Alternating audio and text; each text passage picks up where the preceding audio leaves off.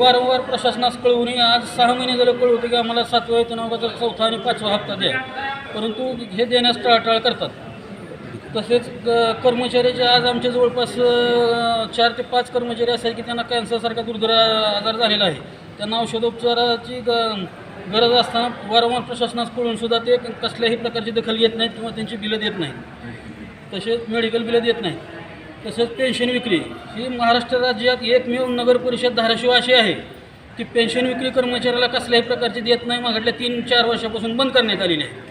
आम्हाला शासन अनुदान कशासाठी देतं आहे की कर्मचाऱ्याच्या सर्व जे काही हे आहेत रिटायर झाल्यावरचे थकीत जे काही देणे आहेत त्यांचे पेन्शन विक्री असेल, ग्रॅज्युटी असेल किंवा उद्यान असेल त्याच्यासाठी अनुदान देते. आम्हाला जवळपास 3.5 कोटी रुपये अनुदान येते. त्यातले 1.5 कोटी रुपये माझ्या माहितीप्रमाणे जातात ते वेतनावर आणि त्या ह्याच्यावर.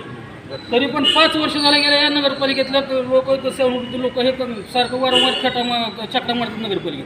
कसल्याही प्रकारचं प्रशासन त्यांची दखल घेत नाही.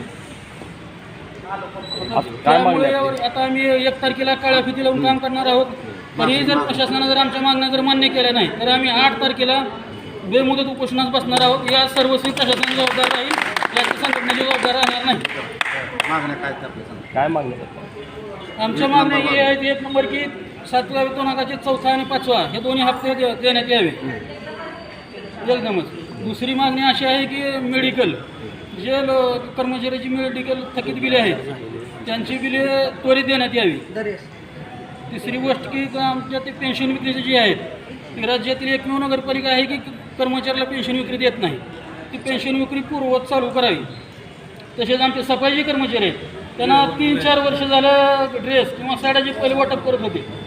ते सध्या 3-4 वर्ष झालं त्यांनी बंद केलेलं आहे. पावसाळ्यात भिजत गोरगरीब काम करते त्यांना रेनकोट वगैरे बाकीचे नगरपालिका पुरवतात. परंतु ह्या धाराशिव नगरपालिकेला काहीही मागायला गेलं की ते जसं काही ह्यांच्या घरातलं द्यायचं असं ती प्रत्येक कर्मचाऱ्याला तुच्छ वागणूक देतात. त्यामुळं आम्ही सर्व कर्मचारी सध्या यांच्या ह्या वागणुकीला कंटाळलो. त्याच्यामुळे आता आम्हाला याच्यापुढे जर प्रशासनानं दखल नाही घेतली तर 8 तारखेपासून आम्ही बेमुदत उपोषण करणार आहोत.